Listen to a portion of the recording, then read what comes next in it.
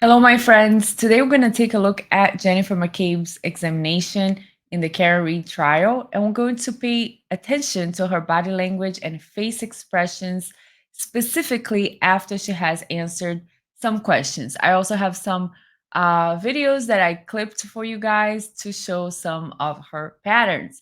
The first one we're going to watch is called Can I See the Report? So let's watch it. Do you have something I can look at to refresh my memory? Asked you questions about where Miss Reed's SUV If you was. can show me, can I see it? Do you have it? I do. Is it in there? Can I see it? Yeah, it is. Okay, You were, what, in fact, asked about Ryan Nagel's Jeep, weren't you? if you want to show me. Well, I don't want to sit here. We're just gonna sit with you and show you Would all you the be able to reports. show me that? It's going to take a minute. SUV over the course of between the beginning text and the end text, it's about 19 minutes, right? 12:27 or so to 12:45, 18, 19 minutes, something like that, correct? Correct. You maybe add a minute because you got back up and didn't text, the SUV was gone, right? Correct. So you would agree, we just do some basic math. You're looking at that SUV on average about every 3.5 minutes. I guess I'm, if you want to pull out the times and you can look at them. Well, we talked about the times and you agreed that you were texting between 12:27 and 12:45, Correct. right? So if you were just to divide that by 5 times, getting up and looking, I don't know, I was doing the math in my head, maybe it's every 3 minutes or so. Correct. And also, while we're watching this, can I see the report video? Let's pay attention to her face expressions, okay? Something that Jennifer does a lot is her mouth grooming and her tongue, especially when she's not comfortable with something or when she has just finished a specific answer. We're gonna go through a lot of them. She will do a tongue jut, which is kind of like sticking your tongue out, like, or I don't know how to do it. You will see plenty of it. She does it a lot, and that in the body language world could mean that the person feels like they have gotten away with something, right? So this is not a fact. I don't know for sure what her motivation is, if she's lying or not. I'm just pointing out what I observe based on what she's saying and then what her body is doing. Because that type of reaction, the tongue jut, is a subconscious reaction. So she's not really doing that on purpose, but it's very interesting where this is coming up. She does a lot of looking at the jury, especially when she will be like emphasizing a response for the defense attorney. Absolutely not. She looks at the jury, or she will look at the judge sometimes for approval, like, what are you going to do, judge? Am I supposed to answer this? Even when there is no objection. She also has a habit of looking at that direction, like to her right, but diagonal, like she's looking at somebody that is sitting there watching the trial. It's usually where the family is, but I don't know who she's looking at, like especially on certain answers as well. So as we watch this Can I See the Report video, let's see if we can catch anything in her face expressions as well. But a clear and good view. The body was on the front lawn. The frown of the Problem with lips that here is down. We're going to talk You were about that. looking at the front lawn, weren't you?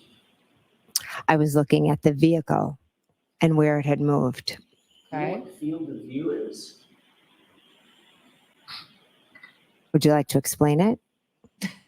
Would you explain it to me, clear- attorney? She does act sometimes like he's the one on trial, right? She's like, would you care to explain it? No, would you like to explain it? You'll agree that your testimony in that case, in that hearing, rather, April of 2022, that was just a few months after the events in question, right? Yes. You were under oath at the time that you gave that testimony, Yes. and you were subject to the penalty of The perjury. lip licking, see? When you're That's a answering those tongue questions, jut right there. correct? Yes. Yes, I was under oath. Ms. McCabe, I'd like you to turn to the page, since you've reviewed this, turn to the page of that document where you ever said in your testimony that my client said, I hit him, I hit him, I hit Yeah, him. show us where it is. Was I asked what she said? The attitude, right? The I get that. attitude, though. Well, I'd like you to direct me where to look. We're not here I for want you to look you. at the entire grand jury She's not your. testimony. He's not If your I attorney could to take the show time, you and do you how want to me to read testify. over 200 pages? May I approach? Yes. Look at the attitude. No, I don't want to take Absolutely the time. unnecessary, right? And the way that she hands him Then the your paper. 911 call. You would agree with that? Well, I'd have to see. Like, it's really hard for me not to to feel some kind of way when I'm watching her, because she does come off like very aggressive at times. She comes off with an attitude, and not, there are a lot of witnesses in this case uh testifying for the Commonwealth, and they're not showing that type of contempt, attitude, sarcasm. So although I have nothing against this lady, it's really hard to ignore her attitude sometimes. Let's see. I couldn't make that from that muffled. You couldn't tell. I couldn't tell. So if you have my phone record, you could, I'm assuming, Show me tell the when report. the 911 call ended, because I know the 911 call was long because there were multiple, they had transferred me multiple times, Right. Questions about the record? which I would love a copy of if I could Can I see the We'll get to record? that in a second. Look at her face. After She's like, oh. Jerry Roberts conducted a formal interview with the police about this case, correct? Do you have the report? Didn't you? No, Okay, I the did answer not. There is yes, she did have an interview, because one of the interviews you were next to the lady and she's on the phone with the police. The other interviews, I guess she was in the living room and you were in the kitchen eating with your kids or something. So did Carrie Robert have an interview with the police? The answer is yes, but she has to answer a different way. Can you show me the report? Do you have it? It's like, You made sure you Right. gave Carrie Roberts everything she needed for that interview, correct? Quote, everything she might need for that interview, didn't you? And where is this that you're quoting I was from? asking you. Oh, I'm sorry. When you your quoted, I thought it was memory. in here. Let me see if that was it. That is it for this video of can you show me the report? But we have a lot to go. We have a lot to go over today. This is just an interesting video that I clipped. I was like, okay, she asks for this a lot. So let's go over a little bit of this, which is, oh, and I just want to say, by the way, that although we are doing the body language, a lot of times it's going to come out in a negative way towards her. She is doing a great job, like, because a lot of this reactions that we have, they are subconscious. I think she really is doing a great job at testifying. Like, she is under pressure. Like, she's under a lot of pressure. She's quick to respond. She's quick to come back to the attorney. She usually will have something that kind of makes sense. Sometimes she'll get caught in an inconsistency, or maybe she will miss her like juggle her words a little bit. But overall, for the time that she was sitting at this in the stand, she was holding herself like very, very admirable, in my opinion. I would probably be freaking out, crying, asking, please, can I just dig a hole and disappear? But I think she did a great job there. Let me see here where we are at. So they start talking about everybody leaving the waterfall. Let me go back. Who was at the waterfall? So the last 4 people to leave the waterfall, we got Matt McCabe, we got Julie Nagel, we got Jennifer McCabe, we got Sarah Levinson.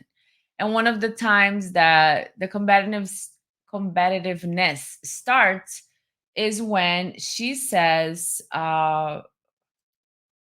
like little things, like the attorney will say, did you say at that point to Karen, you're coming with me? And she was like, no, I never said that. I said, oh wait, the wrong one.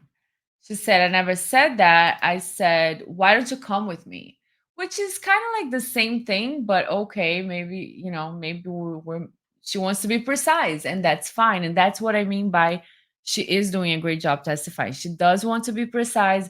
She has caught the defense attorney sometimes twisting her words, and she will be very precise on it. So I don't have any problem with that. Okay. So the video, we're gonna go to YouTube and watch a little bit of the trial.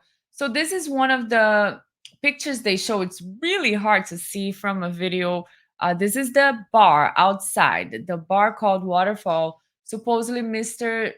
John O'Keefe is here with the hat, and then on this other red arrow, we have Jennifer Mcabe. Supposedly, she said it's probably her. She knows she was there, but she didn't want to confirm. Um, then we have what they're going to talk about, I believe, the house next. But this is they're going to talk about this. Okay, so this is my little illustration. Please don't laugh at me. We got some people here, 1, 2, 3, 4, 5, 6, 7 people at the house. They were at Fairview Road right after the bar closed. The bar closed around noon is the last not noon, midnight, the last call for alcohol. So we have the front door, we have the white Jeep, we have the mailbox. Everything is in this picture. We're going to come back to this, but first, let's watch a little bit of the trial and remember to pay attention to her body language. We're going to talk about what she does with her body language here when we come back to this screen. So let's get started. I'm going to start right here, and I'm going to make this a little faster so we can get through it in a nicely time. Paragraph 3, Mhm. this is the face page. You'll review that, especially the highlighted portion. Let me know after you've reviewed it. Just read it to yourself.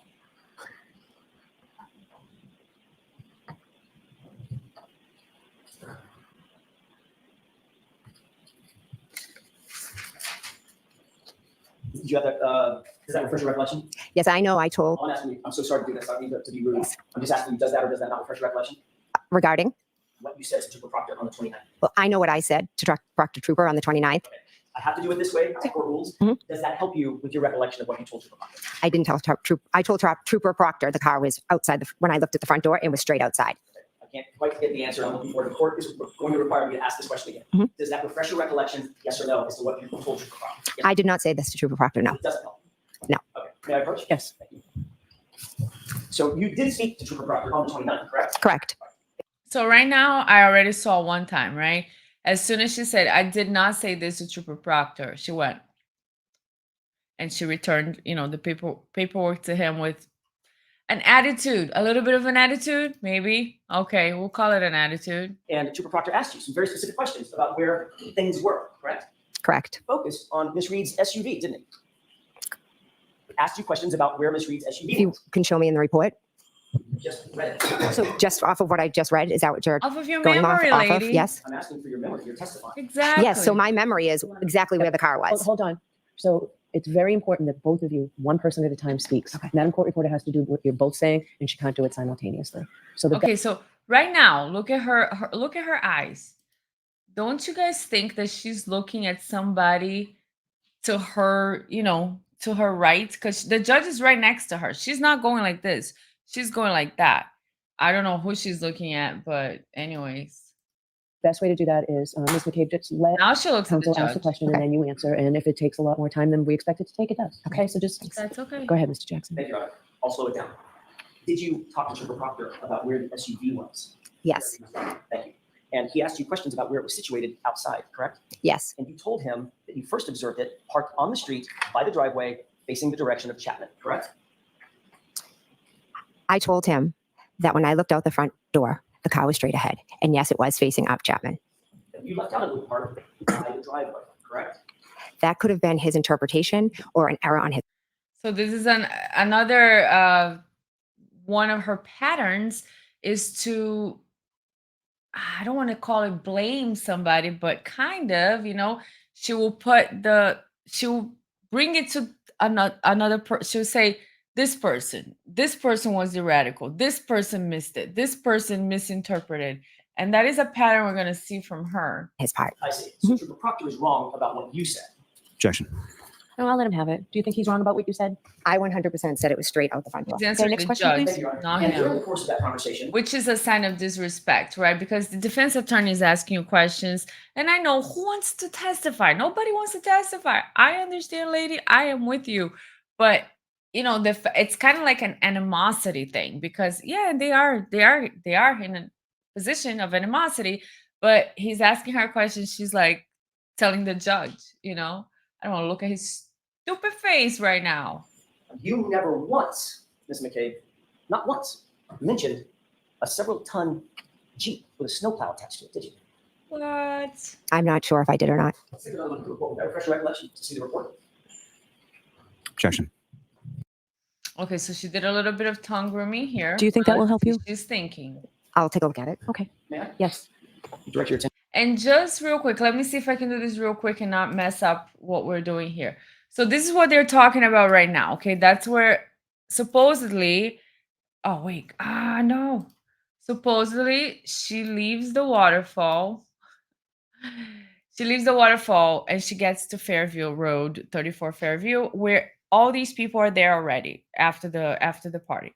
So the white Jeep is situated right there, right? A little bit to the left of the front door, depending on how you're looking at, or to the let's see if we're looking, forward. So the white Jeep, she describes that is parked right there to the right of the front door, right close to the mailbox. And this white Jeep not only is parked right there, but it has a snow plow on it. But what he's pressing on here is, you never mentioned the white Jeep, because when she arrives to the house, she's driving in, she's going to talk about going in and then seeing Karen Reed's car SUV outside and then leaving. Like, she's going to say, I saw the SUV, I saw it there for a few minutes and then it left.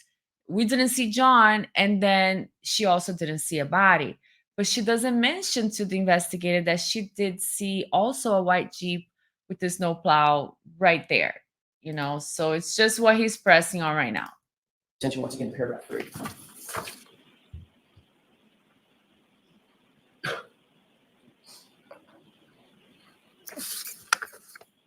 You had an opportunity to review? I have, yeah. May I approach on? Yes.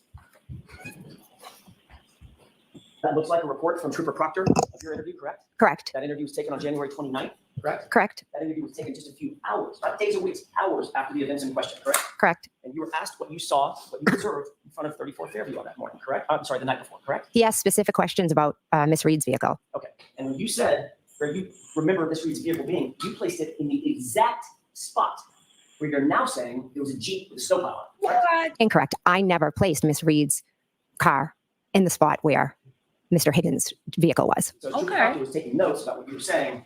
He just got it wrong. You'd have to ask Trooper Proctor. I will. The attitude. And you never mentioned. And then she looked what at the that was. jury. Okay, so that's just, let's pay attention. See that? She said, I never. Okay, let me see if maybe I can show it again. 45. Okay, let's see. She's gonna look Correct. at the jury. I so never pay placed attention. Miss Reed's car in the spot where Mr. Higgins' vehicle was. So Trooper Proctor was taking notes about what you were saying. And the mouth He grooming. just got it wrong. You'd have to ask Trooper Proctor. I will. And you never mentioned. Jury. So, just According to that quirks. It's one fine. word We're about just you, right? watching. I may never have been asked about a Jeep. So if you weren't But it is interesting to just reflect for a second. What is the subject? The subject is, there was a Jeep there, and then in this supposedly the report from the investigator, she told him that's where Karen Reed's SUV was. And guys, this is the moment where supposedly Karen Reed ran over her boyfriend and left him there in the snow. People were still arriving at the house. There was not a party, but like a gathering at the house. People were coming and going. There was a lot of people there. There was Brian Albers Jr.'s birthday, so his friends of his age were there. The parents were having some friends over, so there were people coming and going. So the subject is very important for the trial, and that's just interesting to relate it to her body language, because right when she says, "That's not what I said to Trooper Proctor," she goes, and then she looks at the jury. So it's just a pattern. We're gonna see a lot more of that. asked about a Jeep, you also weren't asked about a Nissan Altima. You mentioned that? No. Nope. Right. Because what he asked you was, what did you observe in front of the house? Yeah, that's what he asked you, wasn't it? So, okay, she says that, and I don't want to pause all the time. I apologize, but just I can't. She says that the SUV was there, right? But she doesn't mention the Nissan Altima. She doesn't mention the Jeep. And then she says, I was only asked about the SUV. So she's saying the investigator to the case asked her, did you see the SUV? Where was the SUV? What time did the SUV get here? Where was it parked? Da da da. What time did it leave? I don't know his questions, but she's saying he didn't ask her, was there any other car in the driveway? Did you see anything else? So is he investigating a crime, or is he investigating the SUV from Karen Reed? Because the defense is saying this is a cover up and they're all commingled, which we don't know. But the defense is saying that's why, because the investigator himself didn't even look at anything else, right? So I don't know if Jennifer is telling the truth or not, but she's saying he only asked me about the SUV. No, And you said, I observed her car, I don't know. no. And you never mentioned the Jeep, did you? You are not portraying what the conversation was. Did you or did you not mention a Jeep sitting on that, right by that driveway, Trooper Park? Yes or no? It's not in the report. I don't remember. So the way she says, you are portraying this differently. It does sound like she's blaming somebody else. But I understand her point. She's just saying, that's not what happened. He only asked me about the SUV, and now you're trying to make it like I was trying to hide the Jeep. So even though I understand her point of view, she comes across as accusatory, all the time. It's not once, it's all the time. So, just Recall if you hard. asked me about a Jeep. Now, following the events of January 28th, 29th, you spoke extensively to Chris and Julie Albert, correct? What do you mean by extensively? Did you speak at all? You did. Between now and Yeah, between then and what now, do you mean by to Chris and Julie Albert? Do I speak to Chris and Julie Albert Yes, Spoken do to them you? about these events between Since and now. then, about this case? about anything. what you're asking? Have you spoken to them? Yes, Have you Mr. spoken I'm to asking them? about this case? Of course, I speak to them all the time about the vicious harassment we are all receiving. Okay. That wasn't my question. My question was, did you talk to them about this case, Ms. McCabe? Yes. I realize you want to give additional answers in the editorial. I'm asking you very specific questions. Objection. Okay, so objection as to the form. We've talked about this at sidebar, Mr. Jackson. You've talked to them about the details of that See, night, she correct? just looked at somebody again. The 28th going into the morning of the 29th. Yes. You talked to them about what happened at the bar, correct? We've spoke about how we were all at the bar and Karen and John came in. Is that yes or no? Yes. Okay. You've spoken to them about your memory of what happened at the house at 34 Fairview that night, correct? Yes. You've spoken to them about who was at the bar, not just what happened, but who was there, correct? Correct. You talked to them about the timing of the night, correct? I don't think specifically, no. When people came to the bar, when they left, when people got to Fairview, when they left Fairview, things of that nature. Well, they were at the bar, so they know who was there and when they left. Okay, see, that's another thing. Like, dude, did you see what time they left? Did you speak to them about the time they left? Did you guys kind of like talked about the times? Well, they were there, so they know what time they left. That doesn't sit well with me, because it sounds like you're being combative for no reason, not necessary, especially now. I ask if you know, but they know. I'm asking if you've ever spoken to them about these issues. She understands Yes or no? the question. I can't be sure if we've spoken about the timeline. She's and very you sharp. Talk to them about when they got there and when they left. I have no idea when they arrived at the waterfall. Once again, Ms. McCabe. Did you that's not what my speak question to was. them Understand my about question? it? Have you spoken to them About the about time their memory you of guys that night and when they came left? got there?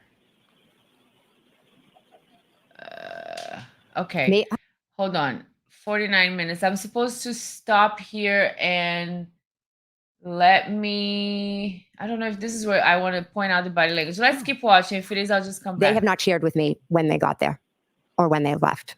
In the 2 years or 2.5 years since this event, you've had extensive conversations with your friends and family about this circumstance, correct? Correct. Yes. You've told them your observations, your story, correct? Correct. Your observations of the night, Correct. and they told you their observations of the night, correct? Correct. So y'all have compared and contrasted your perspectives of what happened that night, correct? We've tried to figure out what happened to John, our friend. And you've talked to them extensively about your observations and what your story or your version is. Is that right? To be honest, not extensively. Speaking about it is very painful and difficult. What does extensively mean? More than twice? Okay, so that's one thing that I wanted to show you guys. Let me make this a little bit slower so that we can catch. Let me do normal speed, 49. Let's Family about this circumstance, correct? Correct. Yes. So one thing, I don't know if she's pretending or I don't know if that's the truth for her. And she did talk about the harassment. I don't think this is where she talked about it in depth yet. So that is absolutely horrible. I wouldn't want that for my worst enemy. going after, her children or anything personal is absolutely awful. Calling people's names and calling people names and doing the things that I heard her talk about in the stand is absolutely awful. We're not here for that. But sometimes when she's being pressed about a specific issue that might be difficult, she will say that, like, either I was in shock, it was shocking, it was horrifying, we're in a traumatic situation, kind of like almost like an excuse to not answer the question that she's being asked, because in other times she's very sharp to being able to answer the questions that are being asked, but sometimes she'll pretend like she doesn't understand, or when she has no exit she'll say, well, it was a traumatic experience, I don't remember, or whatever the case may be. In my opinion, I don't know, but we'll see.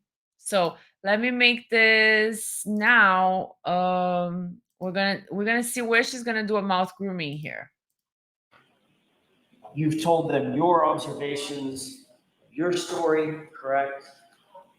Correct. Your observations of the night. Okay, you Correct. told They them. told you That's their fine. observations of the night, correct? Correct. So y'all have compared and contrasted your perspectives of what happened that night, Yes. correct? We've tried to figure out what happened to Well, John. you guys did talk about that night. So we try to figure out what happened to John is you trying to put your narrative to, it's a simple question. He's asking, did you talk to the Alberts about it? Did you talk about the timeline? Did you guys talk about that night? Yes, the answers are yes, as simple as that. On our friend. And you, So our friend, and here she has a good body posture, body language. Her lips are down, kind of like in either disapproval or it could be sadness. So I don't see a lot of sadness from her here, but I am not judging. I feel like her posture is fine. She's just fine here talking about John. talked to them extensively about your observations and what your story or your version is. Is that right? To be honest, not extensively. Okay. Speaking about it is very painful and Now, when she says painful and difficult, I believe she's going to do some mouth difficult. groom. What does extensively mean? More than There twice? you go. See? Difficult. And she's looking at him with a very angry face. So it's just interesting to observe her body react to her statements. Well, you tell me. I'm asking the question. You tell me. Okay, that's how this works. I understand, but extensively would mean almost every day. Do you talk to them almost every day? I do, but not about the case. Subjects about this case come up every day? The harassment of the case does, yes. What about the specific facts of the case? No, it's the facts aren't spoken as much as the vicious harassment is spoken about. Understood. So you've told them your version of the events, correct? And they've told you their version of the events. Correct. And remind me, Chris and Julie Albert are, in fact, Colin's parents. Correct. Okay, I'm going to stop here real quick because I did make some notes that we're supposed to be watching for right now. So he's going to be asking about Chris and Julie being Colin's parents. She's going to do a few things body language wise. She's going to look at the right, which I believe is the people that she's looking at. She's going to swallow like big, rearrange herself and look at the jury. So that's interesting. Let's take a look at normal speed and then maybe we'll come back. At some point, you became aware Looking at somebody, that rearrange his posture, big swallow, looking your at the daughter, jury. That was it. That was it. Okay. But let's see this a little bit slower so that you guys can see what I see when I'm watching it. Hold on. Because it becomes really glaring when it's a little bit slower. remind me, Chris and Julie Albert are, in fact, Colin's parents. Correct. She looks at somebody At to some the point, right. She's not looking at the judge. She's looking at somebody there that's watching the you trial. became aware Swallows big, arranges her that, posture, and looks at the jury. your daughter, Allie, Just interesting was because the involved in topic, this that's what I'm matter. trying to focus on. That, oh my God, was I on me only and you guys didn't see anything? I'm sorry. I'll go back. The interesting thing is the subject. They're talking about Colin here, who the defense is saying may have gotten into a fight or has a violent past or whatever. We don't want to get into that because I have no idea what's going on. But the subject is either touchy because she looks at somebody for either approval or like whatever. She's not looking at the judge. She looks at the jury and she rearranges herself. So let me do it again. I apologize if I was not. Finally, Chris and Julie Albert are, If you guys in fact, couldn't Colin's see the parents. video. for a Correct. second. Okay, so now I'm gonna make it a little slower so we can watch her body. At some point, you became Looking aware at somebody, rearranges that, posture, looks at the jury. your daughter, Allie, That's all I wanted to show you guys. That's all. Interesting. So let me make this normal again and see where we're at with this. was involved in this matter to some extent, correct? Yes. You became aware that there was an extraction of your phone that revealed some data about her whereabouts. That's not how I became aware now. Like 360? Yes, I know what that is. That's what I'm asking about. Mhm. You became aware that your phone was extracted, correct? I willingly handed over my phone. Oh, we'll get to that. Oh, okay. Oh, okay. You know that your phone was extracted. Yes, I handed it over. And you know that your daughter's whereabouts were revealed based on data on that phone, correct?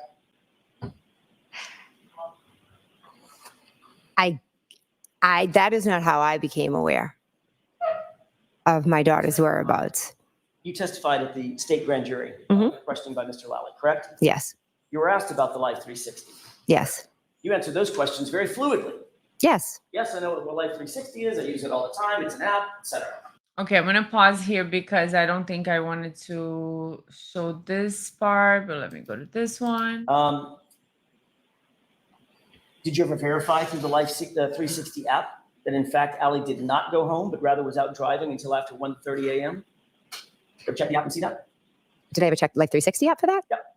No. But you believed her when she said she came home. Yes. And just like you believed her when she said she picked up Colin, dropped him off, and then came home. Yes. The Alberts have a dog. Had a dog. There you go. Pardon me. Correct? Yes. What's the dog's name? Chloe. You indicated that on the morning of. So there's a lot that's gonna happen here, and I made some notes so that you guys can watch before it happens and then after it happens. So talks about now the defense attorney is talking about Chloe, the German Shepherd, right? That was rehomed along with the phones, along with the house, along with everything else. So she's going to do a few things. She's going to look again to the diagonal direction, looking at the family maybe. She's going to be nodding yes. She's going to move her hair and change her posture more of like in a readiness position. She's going to take a deep breath in, open her eyes, and she's going to be like squinting at the attorney like we do when we're angry at somebody. She's going to do the mouth grooming, the lip compression, closing. She's going to do the tongue jot. She's going to look at the family again, lip compression, then close her eye. All of that's going to happen. That's why I say her expressions are so rich as far as body language goes in a few moments. So I'm going to do a normal speed, or we're having normal speed, and then maybe we'll do it a little faster. So here she's already looking at the family. Go. January 29th, Mhm. after 6 a.m., when it was still relatively dark out, you burst into the bedroom of Brian and Nicole Albert's home, correct? Yes. You did that specifically to wake up, according to you, Brian Albert and Nicole Albert, correct? Yes. Okay, I don't know. Did I miss it? Did she do it? 55, 57, 47. No, it's coming up. Where was Chloe? I don't know. So you'll agree that, at least from their perspective, you walked in the front door unexpectedly, correct? Yes. You walked upstairs unexpectedly, correct? Yes. Still dark outside, right? Yes. You walked through their door, and you said you burst into the door into a dark room where they were sleeping, correct? Yes. Mr. Albert said that you were somewhat hysterical. Would you agree with that? Yes. You were loud, right? I was trying to wake them up. You were somewhat chaotic. Yes. And you don't remember a 70-pound German Shepherd having any reaction. No. In fact, you don't remember the dog being there at all, correct? Correct.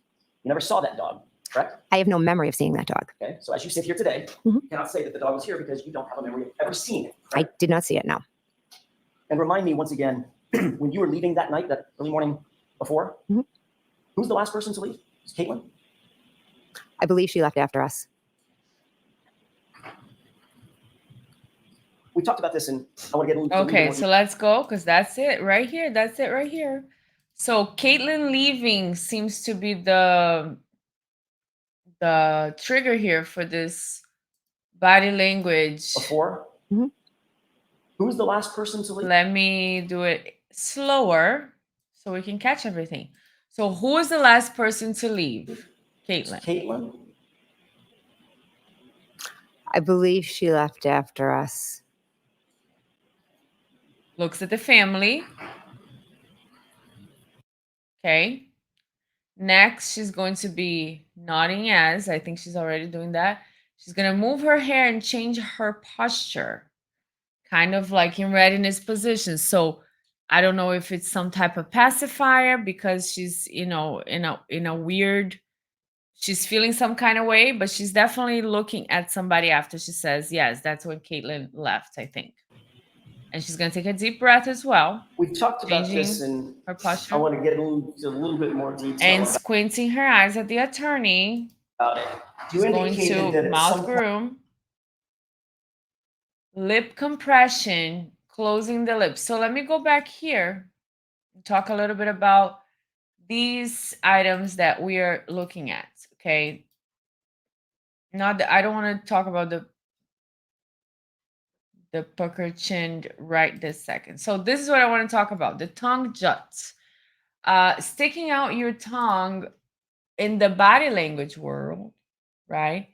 It could be because the person believes they're caught making a mistake, or it could be when they're getting away with something. So right after some of the statements, she does the mouth, the tongue jut a lot. The other thing I wanted to, the lip compression, I don't think I have here on my slides. Let me see if I have it anywhere. The lip compression. I mean, there's a lot of tongue stuff.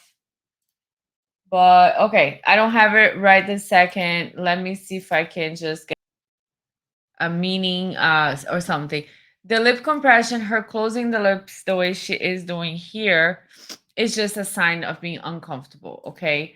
So the tongue jut, the lip compression, and let's see what else she's gonna do here. In slow motion, it looks like she's going to, let's see, you looked outside and you do a saw tongue grooming from side to side. Now, let's see what that means from side to side. In this case, her doing that with her tongue could be anxiety, uncomfortable, because, when you are stressed, the mouth starts to lack saliva, and maybe with her tongue grooming from side to side is a way to bring saliva back into her mouth. But we're just watching how the subjects affect her body language. Karen Reed's SUV in front of the house. Safe to say, correct? Correct. So this was about Caitlin, if she was, or if she had already left or not. So she did look at the family. I don't know why, but anyways. So now we're going back to this part right here. 120, 120, 120. Right. So that's 3 times that you're up to the door. Okay. Is that yes? I'm telling you, my memory is twice to the door. Ms. McCabe, it's not a trick question. You just testified that you saw the car move twice. By definition, that has to be you looked at it 3 times. Stationary, move once, move twice. Maybe I used the wrong wording. Maybe.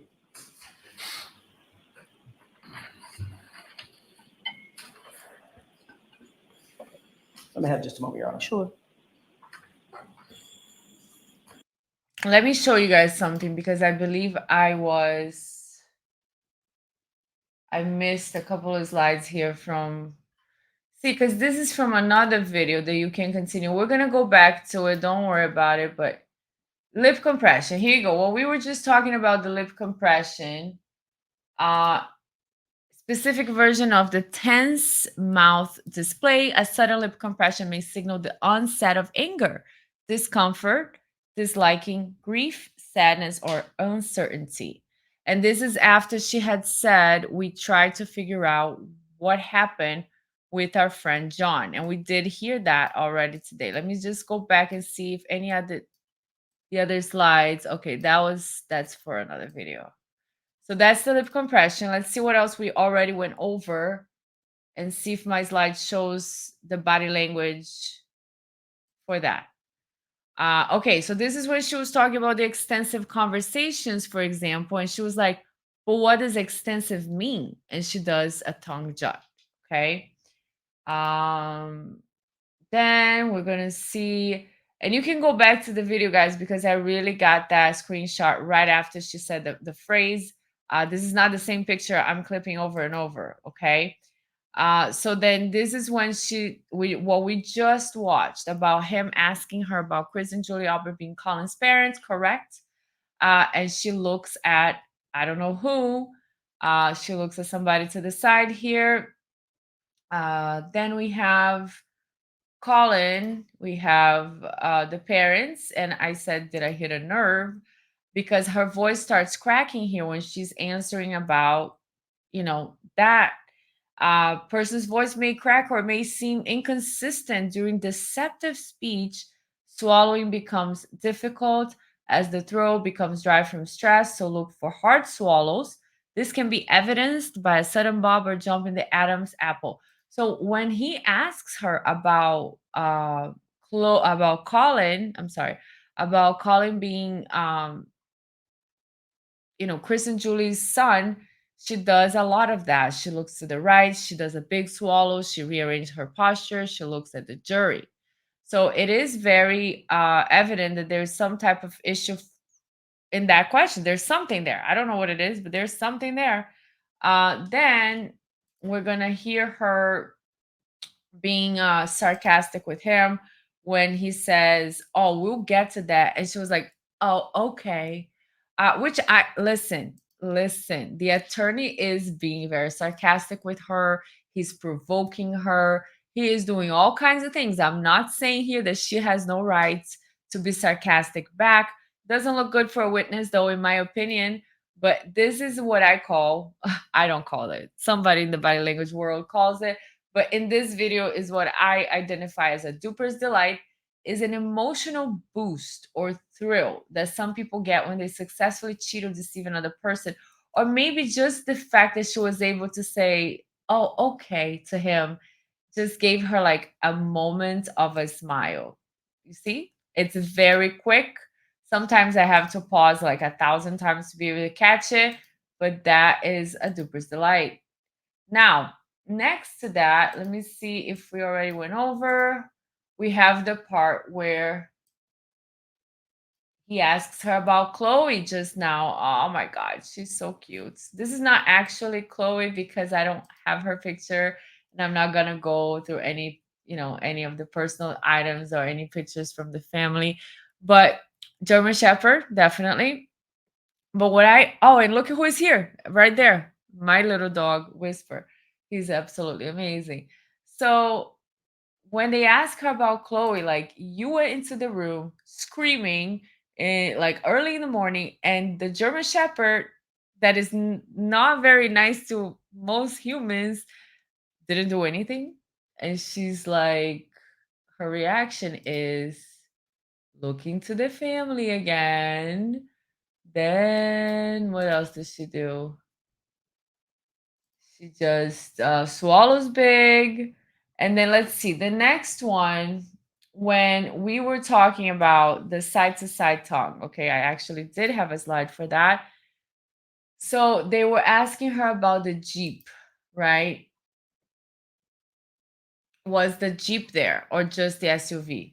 And she did the whole that's those are the facial expressions she expressed at that moment.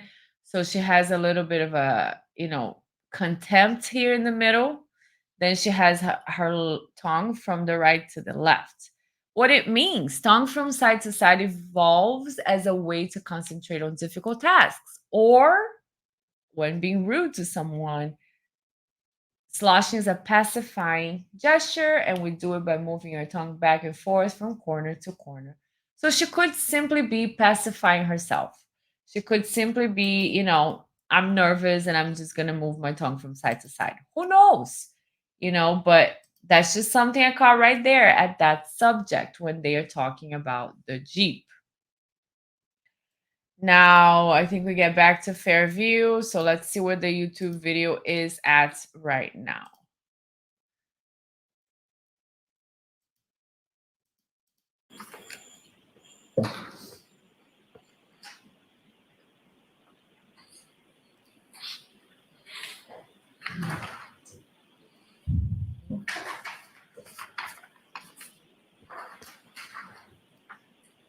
So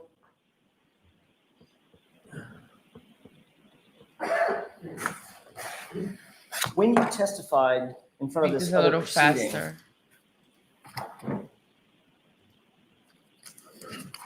didn't you testify that you walked up and sat back down 5 different times, watching that car and texting every single time? Would you be able to show me that? It's gonna take a minute. Have a look, Your Honor. Thank you.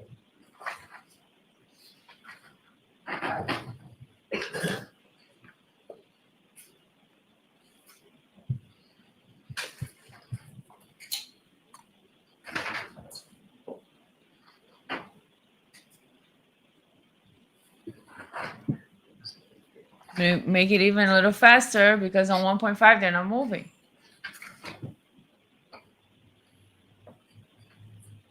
I have that facial expression in my slide. I'll show you guys later from Karen Reed as well. Hurry up, my friend. Okay, I'm gonna go to 24, 25. There you go.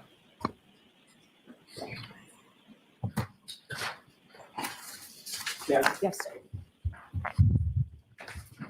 You had an opportunity, Mr. McCabe, to review those few pages from your testimony in June of 2023. Yes. Did you talk about, you were asked about getting up and sitting down and looking at the SUV several times and texting? Yes. In fact, you indicated that you got up and looked outside through that storm door several times, correct? Yes. And as a matter of fact, you looked every single time that you texted, you indicated that you looked up at the SUV and saw something that prompted you to text something, correct? Correct. And then after the last time, which would be 5 times, 5 texts, 5 looks, after the last time you texted, you got back up, which would be a 6th time, and the SUV was gone. Just chronological. Correct. So just so I understand this, she's in the house, waiting for John and Karen to arrive. They're having a gathering there. She sees the car outside. She sends a text to John, and then she gets up and goes to look in the window. Then she sits again. Then she sends another text to John. Then she does that 5 times, which is like weird. I don't know. My husband and I were both getting up and looking. So I didn't ask you about your husband. Okay. Just about you. The answer's correct. Yes. So you're indicating that you were trying to communicate with the occupant of the SUV that was sitting, what would you say, 30 feet outside the front door? I'm not good with distance. It's further than you and I are from each other, correct? Correct. So you see that? Did you see that? Did you catch that? I'm not good with distance. All right. I'm not good with distance at all. I'm not good with northeast, southeast, with meters, with feet. None of those things. None of it. None of it. Okay. Comes into my mind in an easy way. But it was just funny. But this looks like a natural reaction because she actually is smiling with her eyes as well as with her lips. So it's like a natural reaction. She's probably just not good at it. Correct. At least double that, right? Correct. Okay, so could you give me, maybe yards are easier, like 10 yards, 15 yards? Again, I'm not good with measurements. Okay. Just right outside the front door. Within, Straight outside. Yes. Mhm. well, straight outside until it To moved. the front door. Of the front door is where it was. Okay, straight outside until it moved, according to you, correct? Yes. And then it moved. Correct. And then moved. So wait, the SUV was straight to the front door. So let's go back to this. Don't move. Don't move. Go back, slide. Here's the house. Here's the front door. She's saying the white Jeep was here and the SUV was straight in in front of the front door. Okay. Moved the second time. Correct. It moved to the flagpole and then it moved up again. Okay. Then you indicated that you had an absolute So the SUV, I'm so slow. So the SUV, I have to like do this very slowly to see if I can understand what is happening with what in the solo cup is happening here. So the SUV is here, it moves the flagpole, which is over there, and then it moves again. That's what she's saying. Okay. absolutely clear view of the SUV. You were asked those questions, correct? If I had a clear view, Clear view. I could see the car out front. Yes. You were Okay. asked, you're looking out the front door of the house. Your answer was, uh-huh. You were asked, and there's a window in that door, right? Answer, it was opened. Yeah. Question, so you had a clear view outside. Answer, So the window was open. Let's go back to my little slide. Don't go back. I'm gonna do this all night long, apparently. Okay, so the front door is here. There's a window, maybe right where it says white, and the window was open. The SUV is right in front of the front door. So she could see the SUV. answer, a clear view outside. Yes. Remember that? Yes. And is that remember? You had a clear view? I had a clear view of Karen's vehicle outside. Correct. And then you reiterated that with the following exchange. Question, was the amount of snow coming Objection, down Your Honor. sufficient? So let's hear the question. Was the amount of snow coming down sufficient to obstruct your view of the vehicle, or did you have a clear view of it? Answer, I had a good view of it. Objection. The objection is as to the form of the question and the reading. No, that's okay. I'm going around the question. Was that your testimony? Yes. So not only did you have a clear view, you indicated in your words you had a good view. She just said yes and licked her lips. Correct. Then you noticed the SUV was gone after the 12:45 text, right? Correct. So you're looking at that SUV over the course of between the beginning text and the end text. It's about 19 minutes, right? 12:27 or so to 12:45, 18, 19 minutes, something like that, correct? Correct. You may add a minute because you got back up and didn't text, and the SUV was gone, right? Correct. So you agree, we just do some basic math. You're looking at that SUV on average about every 3.5 minutes. I guess I'm. Not good at If you want math. to pull out the times, then you can look at them. Well, we talked about the times, and you agreed that you were texting between 12:27 and 12:45, Correct. right? So if you were just to divide that by 5 times, nothing's looking. That's Um, complicated, Alan. That's very complicated. At no time did you hear any noise or sound outside that was unusual? No. You didn't hear any squealing tires or squealing of brakes? No. You didn't hear any screaming or yelling? No. You didn't hear any loud voices of foul language or door slam? No. You didn't hear any verbal argument or the revving of an engine, anything like that? No. Matter of fact, you didn't hear any collision or crash, did you? No. Matter of fact, the entire time that you looked out at that vehicle with that clear and that good view, you didn't see anything out of the ordinary, did you? No. And you would agree with me, as you looked at the SUV, you're looking over the lawn to the SUV out of the street, correct? Correct. There's no obstruction between you and the SUV. You've already testified to that. Is that right? Correct. And you can see everything in your field of view. Correct. And then you saw the SUV gone. It had driven away after 12:45. I'm putting back to normal speed this Correct. part right here.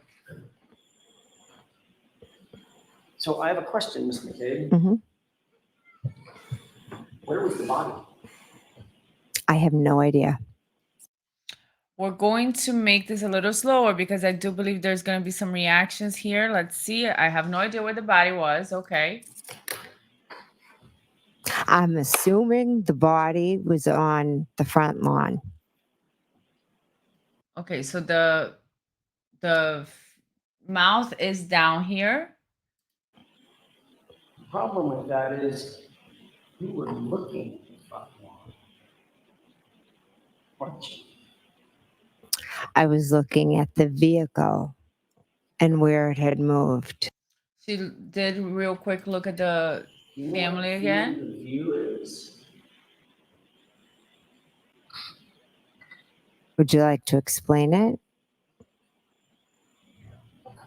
You had a clear and good view across that lawn to the SUV, didn't you? When it was straight out, I did, yes. That's it. The chin, the pucker chin, she did, which appears wrinkled. It was real quick. I don't know if you could see that. Then she does the mouth grooming again. I was looking at the vehicle and where it had moved. You know what Let's see if we see field the of pucker view chin. is? Would you like to explain it? You had a clear and good view across that lawn to the SUV, didn't you? When it was straight out, I did, yes. Okay. She did the chin again, and she said when it was straight out, I did. So the pucker chin, we're gonna go over it. Appears wrinkle can be a defensive move. General form of pulling back may also be part of a pouting cluster when the person is feeling hard done by or defiant. Turn down lips, described as having the corners of the mouth turned down, also indicating displeasure. So this is what she's gonna show here. Let me see if I have a slide for this specific question. I do have one for the pucker chin. Let me bring it because this is a screenshot from this moment right here. Let me see. Not care. We'll go back to her. Don't worry. We'll go back. Right here. So a pucker chin. I'm assuming the body was in the front lawn. That's exactly her reaction right after that phrase. A pucker chin where it is pulled in appears wrinkled. So like we were just talking about. Could be defiant, could be she's feeling hard done by or and then we got the turned down lips, which is this one, sadness or displeasure. So let me see. Now we're going to go to this moment. Let's see. Add this one to stage. Let's go. 138. And the headlights illuminated. Let me make this faster. I wasn't looking out the front window. Again, there's that question. I mean, there's that answer. My question is, did you see anything out of the ordinary? Well, you were asking about the headlights out the front. That's why I said I didn't see anything out there front. Oh, you didn't see the headlights turned on? I was turned to the back. Right. Did you see that the headlights came on in the car? Yes, in the driveway, the headlights came on. Right. And you're seated in the front passenger seat, correct? Correct. So according to you, you got in the car and immediately twisted yourself, looking directly to the rear and never turned back around and never looked outside the windows. Correct. Is that normal for you? Yeah, I'm a very chatty person, so I turned to talk to the girls. So you made sure that you didn't look out the window. Nope, that's not it at all. You also didn't hear anybody. You did hear some girls in the back. That was a very good answer. Like she's not losing her patience there. She's like, no, that's not it at all. And she just keeps her calm. Chatting, talking about bread and sandwiches or something, right? Correct. But you never heard anybody say anything about She looks at the jury real quick. noticing anything out of the ordinary, correct? Correct. You didn't hear Julie Nagel say that she saw a black object in the yard. Never heard that. But you turned around looking her right at, according to you, correct? Correct. Indeed, engaging them in conversation, according to you, Correct. so that you can make sure that you weren't looking out the front or right windows. Objection. Can you answer that? Is that why you did it? No, that's not why I did it. I was talking to the two girls. When you got home, what did you do? I went up to bed.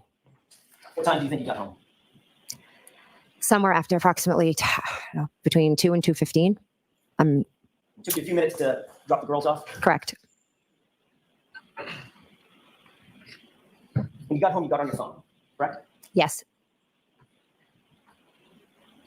Before you got on your phone, you went upstairs to your bedroom. Yes. Did you use any applications? Well, let me ask it this way first. Did you make any phone calls just using your phone? Any phone calls after you got home, either downstairs or upstairs? I do not believe so. Did you use any applications to communicate with anybody through Wi-Fi? You know what I mean by that, right? FaceTime audio or WhatsApp, phone calls, things like that. Text message? No, actually, and you may not use these, but I'm asking, did you use any kind of third-party app that uses Wi-Fi, VoIP calls, other than just a phone call? No. Sound like you don't even know what that is. I don't even know what you're talking about. Yeah.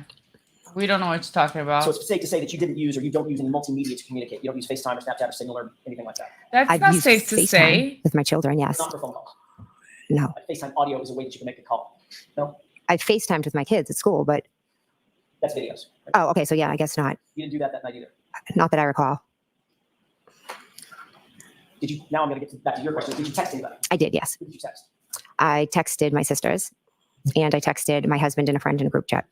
You texted your husband and a friend in a group chat? Hmm? Yes? Yes, Your husband was home? yes.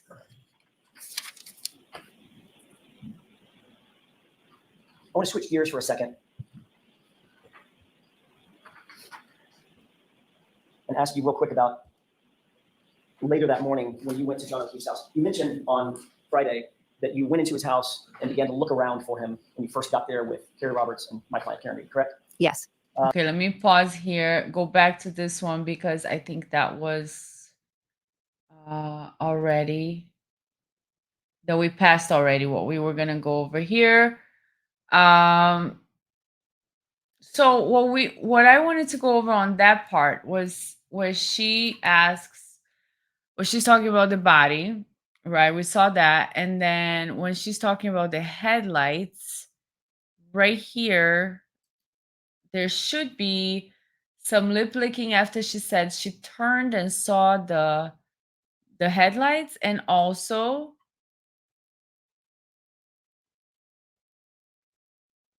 when she's being sarcastic with the attorney, she looks at the jury. Well, you were Let me asking about see the if I headlights out the can front. That's get why that. I said I didn't see anything out there front. Oh, you didn't see the headlights turned on? I was turned to the back. Right. Did you see that the headlights came on in the car? Yes, in the driveway, the headlights came on. Right. And you're seated in the front passenger seat, correct? Correct. So according to you, you got in the car Okay, so that's the lip licking I was and mentioning. immediately twisted yourself, looking directly to the rear, and never turned back around and never looked outside the windows. Correct. Is that normal for you? Yeah, I'm a very chatty person, so I turned to talk to the girls. So you made sure that you didn't look out the window. Nope, that's not it at all. You also didn't hear anybody. You did hear. Okay, we saw that one. Now let's see here, 143.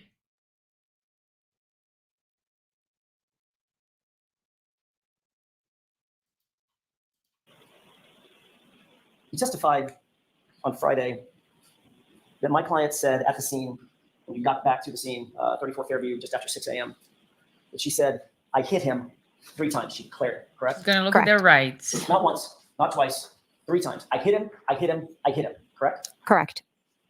You have a very specific memory of that event, do you not? I do. Obviously, that's an incredibly impactful thing for you to remember. Is that right? It was an impactful statement, yes. And you remember it today as well as you remembered it the day she did it. Yes. See, she looked at the right again. I don't know who she's looking at, but anyways, it's just the context, right? You remember that she said, I hit him, I hit him. You remember that statement. She's like, correct. And then she looks at somebody, who are you looking at? Okay, now we're gonna go here to 146, 0 seconds. So then In your testimony, 146. in your testimony, my client said, I hit him, I hit him, I hit him. Was I asked what she said? I didn't ask questions. Okay, Well, so I'd like you to direct me with- was I asked what she said has a smile. And that's what I wanted. Okay, that's not what I was looking at. So the was I asked what she said, let me show you in the slide because I have it here for you.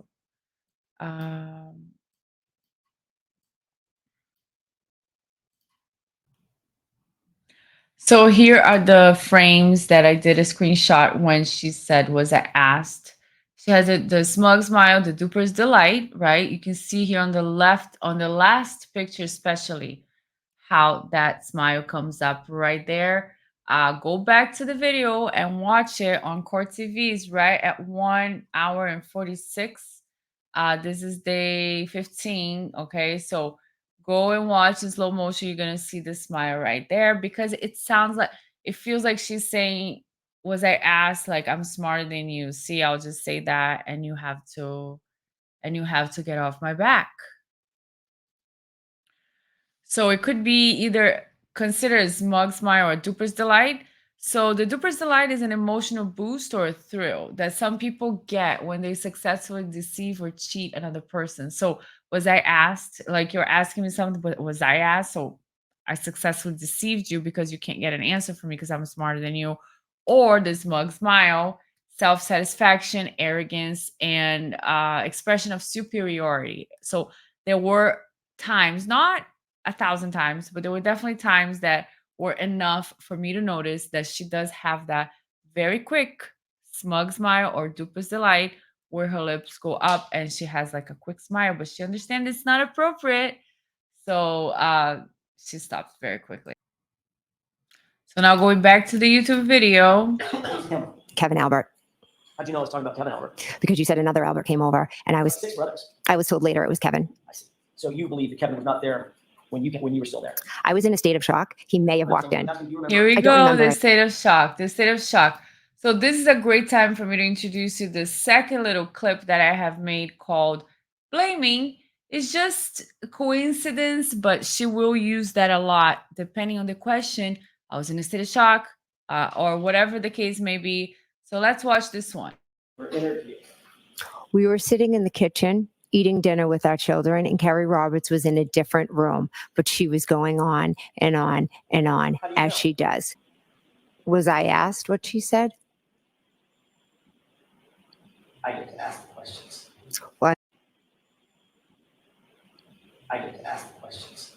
Well, I'd like you to direct me where to look. I want you to say this too, supposedly. I was more focused on her and her Out hysterics. of the car, didn't you?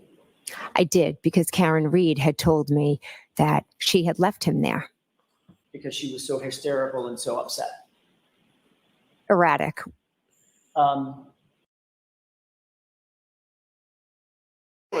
Was it into voicemail before you hung up? So it was a bit of a hysterical scene that morning, and I was in a state of shock, and I was just calling my sister and my brother-in-law.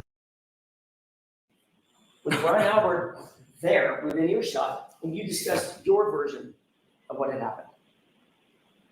I didn't discuss much. I sat there in shock and horror, so I spoke very little, to be honest with you. But when you did speak, he could hear. Yes, And Nicole could hear. yes. And Chris Albert could hear. Chris came much later. Before you left, another Albert came over to the house, correct? I don't recall seeing him. Who's him? Kevin Albert, How'd you know I was talking about Kevin Albert? because you said another Albert came over, and I was 6 brothers. told later it was Kevin. I see. So you believe that Kevin was not there when you were still there? I was in a state of shock. He may have walked in. I'm telling you, I said the taillight was cracked. This is another example of him screwing up your words. Correct? You'd have to ask Trooper Proctor. So I'm asking you, did you say, I saw a crack in it?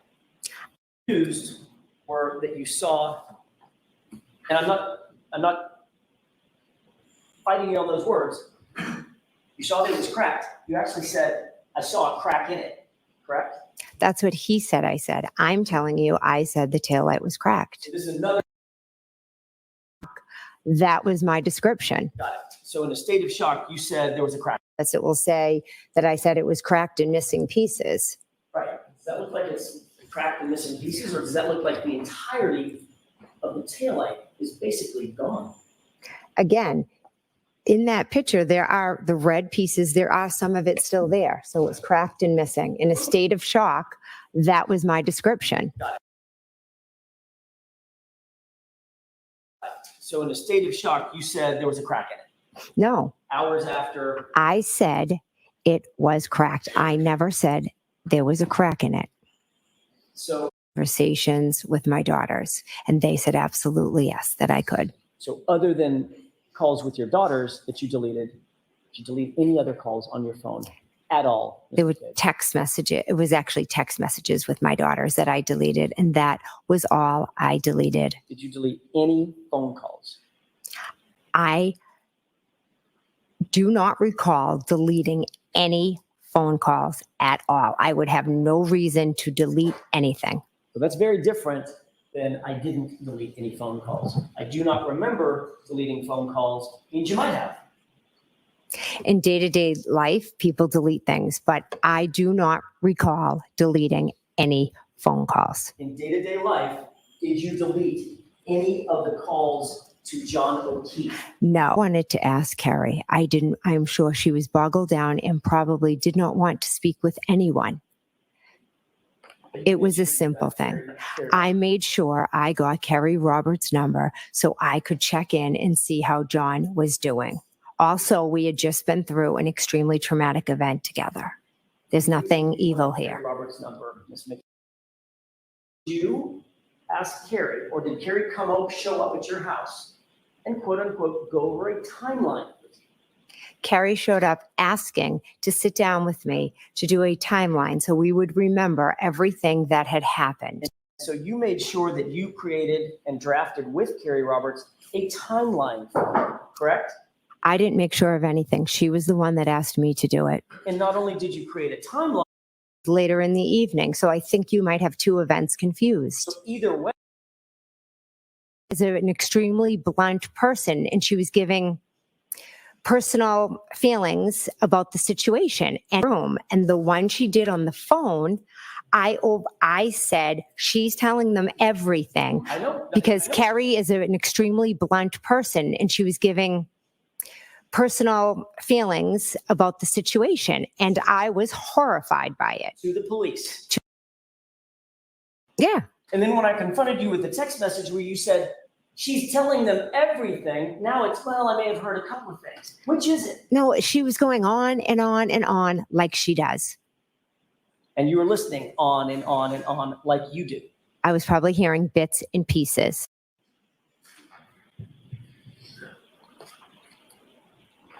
Why was it so important to report back to the group that you were happy that Carrie Roberts was saying, quote, everything? Objection. I'll allow it.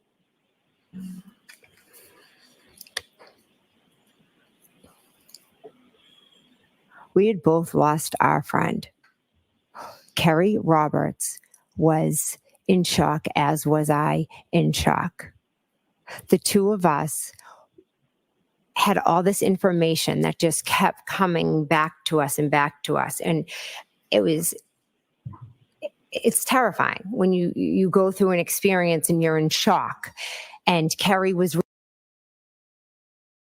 this side, there's no story. The story that you've created is not the truth. Did I create it? A bit extreme. I see. So you take issue with the way that I phrased over and over and over. Well, it's misleading, I believe. And, just saying, oh my God, this is so crazy, just checking in on the O'Keefes. How long did that take? Well, Carrie's the talker, so could have been an. Oh my God. Carrie's this. She did it. Proctor was wrong. The investigator, the report is wrong. You were confused. You were misleading. So there's just so much. I can't. So here are some of the phrases that Jennifer Mcabe uses in her testimony. I was in a state of shock several times. She was hysterical. Her hysteria. I'm being harassed. She's a talker. It was horrifying. That's his interpretation. Karen knew where the body was because she left it there. That is what he said. I said I was in a state of shock. It was horrifying.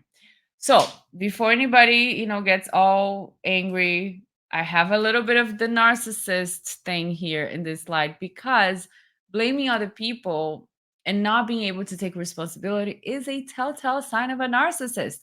Am I saying Jennifer Mcabe is a narcissist? No, I'm saying blaming other people is a sign of narcissism. So accepting blame and responsibility is difficult for most people, but for narcissists, it's almost impossible. Narcissists live in a fantasy world in which they are perfect and superior to others. Therefore, admitting to any wrongdoing would call into question their very sense of self. How interesting is that, right? Now, little things that I could attribute to her, even though I'm not, really, honestly, I'm not diagnosing her at all. Like, who am I to say she's a narcissist? I don't know her. But she does do a couple of things like softeners when she's talking about herself. Like, oh, it was horrifying. I'm a chatty person. To everybody else, she's like, she's a talker. She's a talk. She goes on and on and on. To her, with her, she's a chatty person, she really has a lot of these examples here that I clipped that are just like taking the attention away from her because she's in the hot seat and putting it onto somebody else. So it is an interesting observation. That's all it is, guys. So now we're going to go back to the YouTube video and watch this part where she says there's nothing evil here. And there's definitely a lot of body language going on. Family for years, haven't you? Correct. So you didn't have a need to get Carrie Roberts' phone number, did you? I wanted to speak with Carrie, see how she was doing. I was not going to call Peg. You had her phone number, didn't you? I do, yes. So if you wanted to check on somebody, you could have just called her.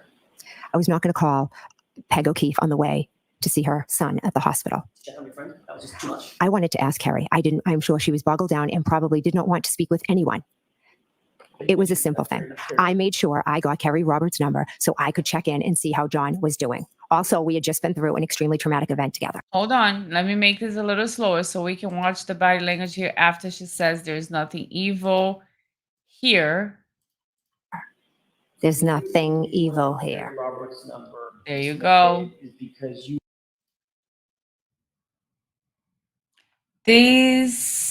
These are her face expressions right after that phrase. There's nothing evil here. First, she does this first expression, which seems just to be very angry, right? With the teeth showing, and the bottom loops going like forward, and then she goes backwards and has this mug look again. Uh, and this is why I enjoy watching her because she is really, really expressive. So now I'm just gonna go back to the slide because we have watched enough testimony. I'm sure everybody watched this over and over and over again, and all the summaries and all the great things that are out there. But this slide is so special because I did create it specifically on the body language and the words. So let's see what we have. So in the beginning, like I said, we had the first slide here that says that, you know, these four people were the last ones to leave the waterfall, where her combativeness started. And we're gonna have one last video with the combativeness right after we're done here with the slides, just to close the night in a high note. But here again is them leaving the waterfall bar. Now, there was some part of the testimony from Jennifer Mcabe in the beginning that I believe she said maybe John was left at the waterfall, or maybe Karen said that. I don't remember exactly. But unfortunately, we don't have video to see if John actually got into the car. Many witnesses have said that they saw Karen in the SUV at the house at Fairview, but they did not see a man. They just saw one woman. Maybe there was a witness that said there was a guy, but I don't recall. So if you do, please leave a comment. Let us know. It's really hard to keep up with all the facts that are going on in this trial. And here we have the Fairview. You know, I did a party thing, a party slide. Woo! Of course, they're just gathering there. And this is one of my first observations of her when she said, repeat the question. She does the pucker chin and the lips downward, which it could be kind of like you know, like a pouting thing, like children do, showing a little bit of defiance, and also the turning down the lips displeasure. You know, she's not happy with the attorney. We can see that. We don't need a body language book. We can see she's not happy with the attorney. We get the tongue juts. We're going to see a lot of that, sticking out the tongue. Usually I got away with something, or maybe I'm getting caught with something, right? So we'll see where she does that. Now, we have come on, slides. Let's go. When she says you can continue, to the attorney, that's her face right there. A smug smile, if anything else. If I ever seen a smug smile, that's one. You know, the self-satisfied smile, this can be used to indicate arrogance, feelings of superiority, or an attempt to dismiss what another person is saying. To me, it kind of is like, I got it. Like, I'm doing well here. You can continue. You can ask your questions. I got this. So this is where when Karen Reed went to Michael Proctor's house, this guy here, the guy with the pink shirt, is the lead investigator in this case. He knows everybody, and she actually went to his house. This is just a joke where I'm saying I'm outside, and he was like, delete this. So please, that's not in the evidence at all of them texting this, but they did have multiple phone calls between them, so it's not that far fetched. Now, next, we get, here you go, some lip compression when she says, and this is where I started getting a little bit more upset about her body language, maybe, because this is her talking about John. And she says, we tried to figure out what happened to John, our friend. And she does the lip compression downwards. This one is fine. It could mean discomfort, grief, and sadness, which is very, very consistent with what we're talking about here. Okay. But it could also mean anger, uncertainty. But we're going to see how she reacts later when she talks about John. Now, here we have extensive conversations. She doesn't know what that means. Extensive. What does it mean? And then she does a big, big tongue jot. Like half of her tongue is out, which could be getting away with something, right? Meaning she's just getting away with like a poke at the attorney. She doesn't like him very much. And that's what I think it means to me in this context, right? She's like, what does extensive even mean? Now, what else do we get here on this slide that I prepared with so much love for you guys? When she's looking at the people, and I want to know who was sitting there that day. So remind me, Chris and Julia were Colin's parents, correct? Correct. Who is there? Like, who is sitting right there that day? I want to know. Maybe, maybe not. Who knows? But she's definitely looking at them multiple times. This is when her voice cracks a little bit when he asks about, you know, Colin Albert. I don't know why her voice is cracking, but she definitely looks again at the people and then she straightens up her posture. Now, when he says, "Oh, we'll get to that," Mrs. McCabe, she says, "Oh, okay," very sarcastically. She has a little bit of a duper's delight, like a thrill, because she enjoys this. She definitely seems to be enjoying this um, conversation with the attorney where she's being defied, and in her mind, maybe she feels like she's winning or she has an answer for everything. When she's talking about Chloe, the dog, she does look to the family again or whoever is there. I'm just saying family because that's where usually the family is sitting at. So please, please help me out here. Now, here's when she's talking about the Jeep being in front of the house and her not telling the lead investigator, Michael Proctor, that the Jeep was there. So she does a lot of mouth grooming here. She does the smug the chin up, close the eyes, like, I don't know. It seems like we hit a nerve. Did I hit a nerve? I don't know. It seems like we hit a nerve here. I don't know what it is. Why didn't you say the Jeep was there? Why didn't you tell anybody the Jeep was there? Because only the SUV was there. So here we go again. She's saying the SUV was in front of the front door. She saw it because the window was open. Then the SUV moved to the flagpole. Then the SUV moved again. So I don't know. I don't know. Now, here's the one that you guys haven't seen yet because all of those you have seen. These are the Jen. These are the texts to John. Okay, so the night of the incident, unfortunately, Jen. So the SUV is outside, I believe.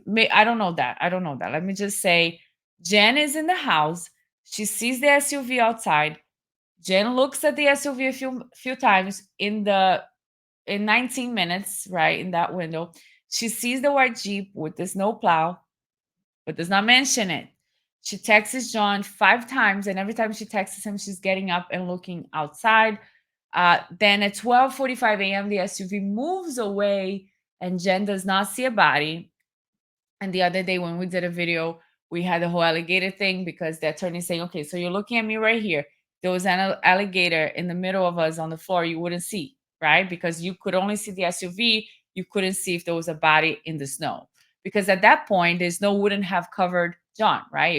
If he was hit by the SUV, 12:45 a.m., he would be there in the white snow. So the taxes are 12:27. She says here, 12:31. Pull behind me. 12:40. Hello. 12:42. Where are you? 12:45. Hello. Okay. So those are the texts to her when the SUV is outside, and she's just looking, and the SUV moves. Now this is Karen Reed reaction. I haven't done any work on the body language of Karen Reed. Maybe we'll get to that. I don't know. Let me know in the comments if this is something you guys would like to see. But this is just a quick glance I got from her holding the chin, keeping what does holding the chin mean, right? Several things. It just keeps the head from moving.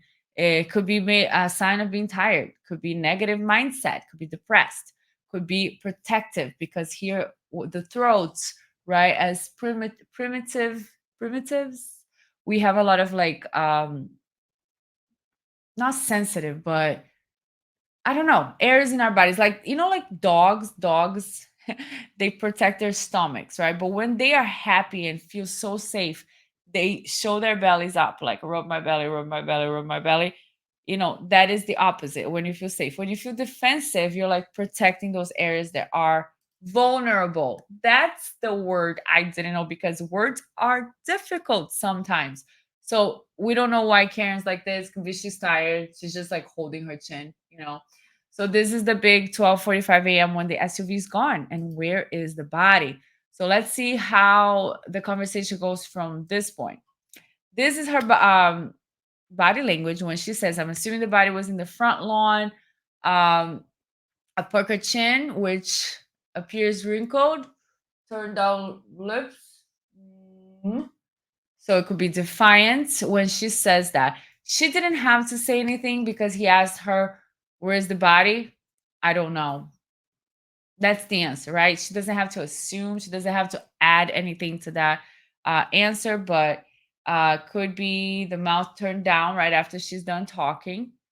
Sadness, displeasure. I mean, I'm sure she has a lot of displeasure for the attorney. They are very displeased with each other. They are very displeased. That's clear. Nobody needs body language analysis to know that. This is when she says, the attorney says, and is this the statement where you said to my client, you said my client said, I hit him, I hit him, I hit him. And she goes like, oh, he says, look in the report and show me. And she's like, was I asked? And then she does the duper's delight, this mug. We've been through this one. She looks down to the left as well. Which I have it here. What does that mean? I can't find it. I can't see on this slide because I'm covering. Let me see. Okay, internal conversation. Very simple, right? Looking down to the left could be that she's thinking internal conversation. No big deal. Now, next. I don't know because I'm waiting for it to load. So I don't know what it is. Here you go. Let me move myself so that we can see everything.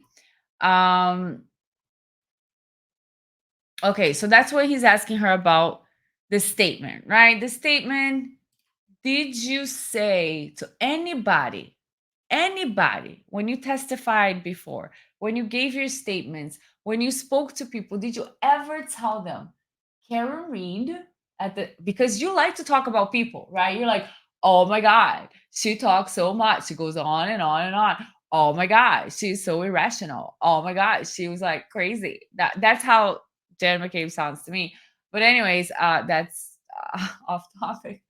But he's asking her, have you ever mentioned before that the defendant said, I hit him, I hit him, I hit him at the scene 3 times? She confessed the crime to you.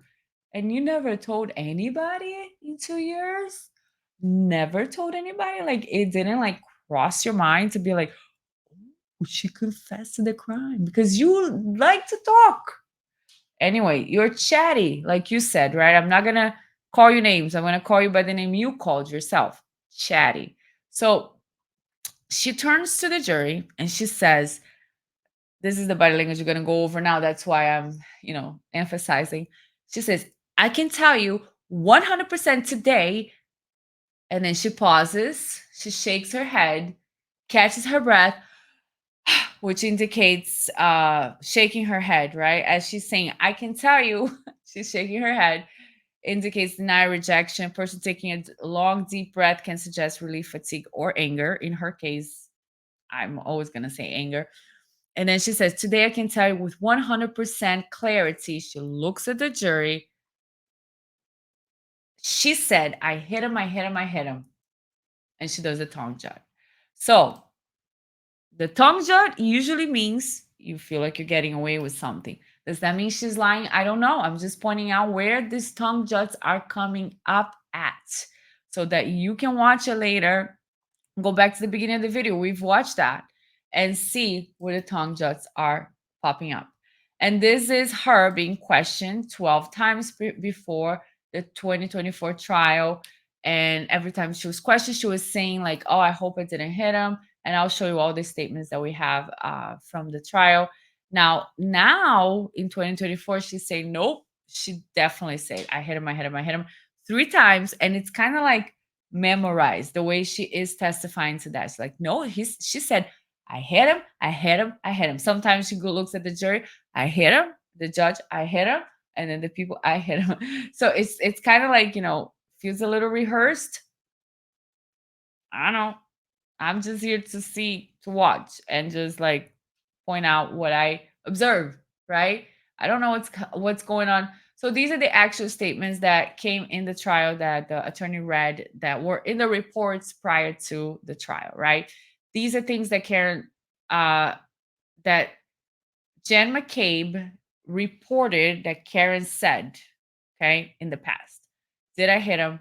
Could I have hit him? Could I have hit him? Could I have hit him? What if I hit him? This could be a song. Okay, I don't want to make fun of this. Could I have hit him? Did I hit him? Could I have hit him? Could I have hit him? Did I hit him? Could I have hit him? Is he dead? So that's what was in the previous statements.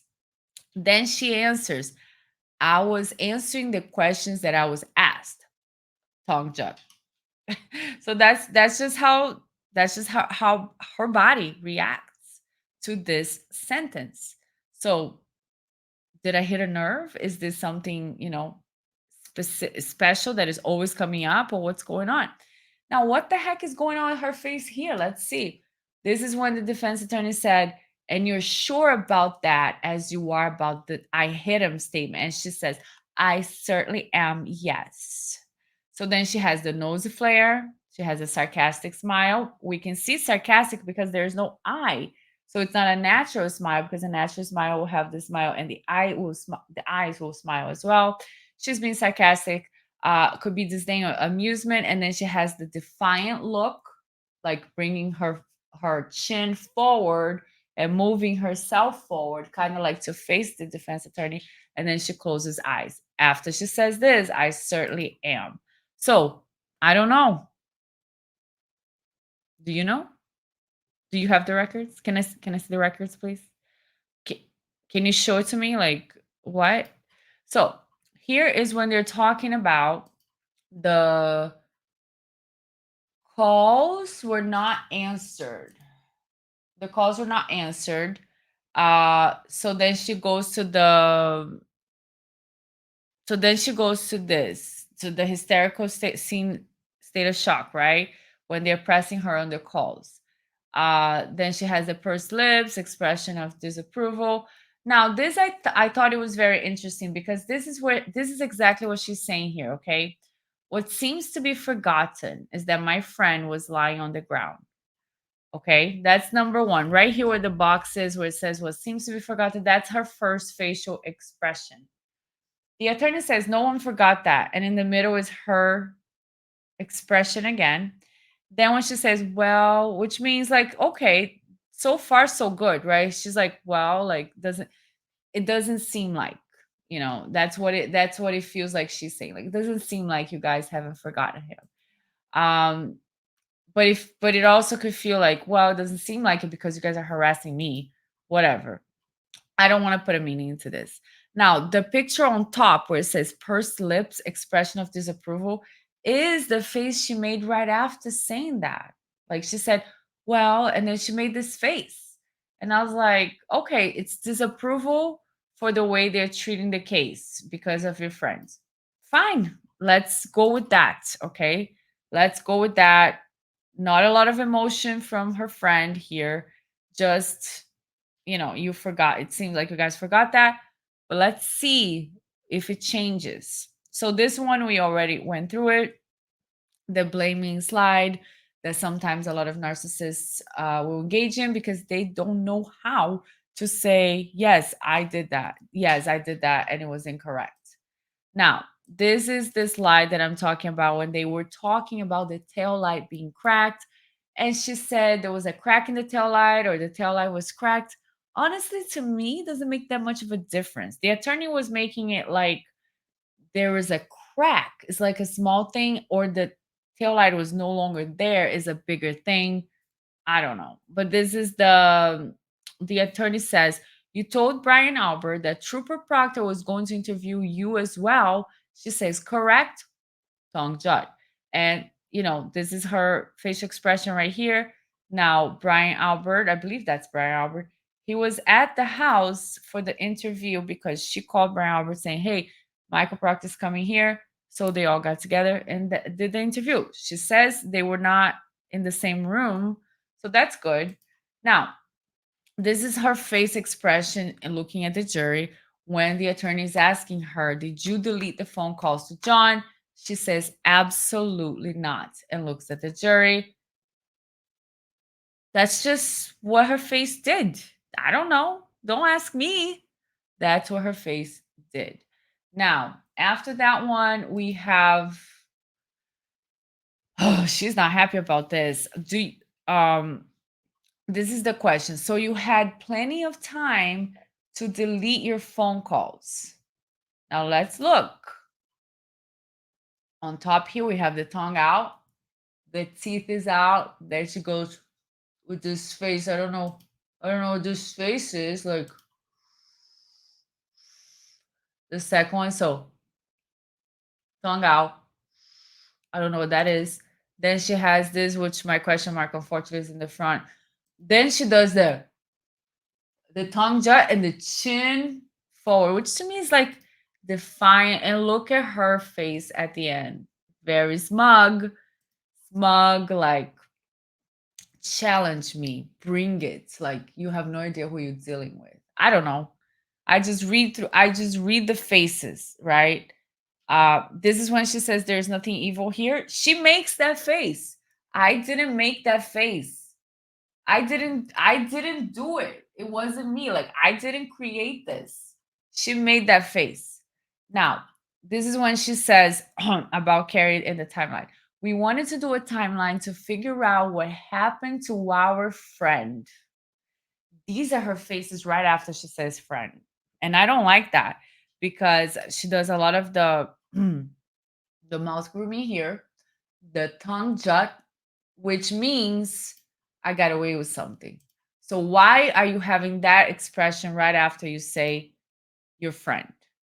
Or is it the timeline thing? Are you saying you got away with that or you're getting away with this? I wasn't happy about that because when it comes to John, when it comes to his memory, I want us to be able to respect and to honor him because from the little information that we know, he was a police officer, he was a veteran, he was an amazing person because everybody had testimony that he was there for, to be a godfather, to take the kids in from his sister. So this uh person needs to be honored, and his family needs to be honored and respected. And just out of context here, I wish the court TV would not focus the camera so much on into or on his family. Like stop filming his mother, stop filming his father. They're not here, you know for us to be like looking at their faces all the time. They're not here for our entertainment, which I understand is a little hypocritical of me because I am doing these videos on Jennifer Mcabe and she's, innocent until proven guilty. Absolutely. I'm not here to harass her, to call her names, to be disrespectful to her. Not at all. But especially the family of the victim. Like lay off them a little bit, the whole camera when there's a break or there's like a sidebar, the camera goes straight to his mom. I'm like, dude, I lost my mom. It was a horrible tragedy, and it takes forever. It was years ago, and I still have the pain. So please, like, respect their grief a little bit. Okay, anyways, enough ranting from me. This is when she was saying, I was horrified because of what Carrie was saying to the police. I couldn't hear anything, but I could hear voices. And then she said she did not hear the interview. And on the text message, she texts the group. She's telling them everything. Somebody else said good. And she says, I love it. So if she didn't hear the interview, how does she know what she's telling them? And then she always has a way to get out of it. She always has a way to get out of it and make us think like we're crazy, because that's a little bit of gaslighting. And who doesn't like a little bit of gaslighting, right? So next, pause. I'm waiting. There you go.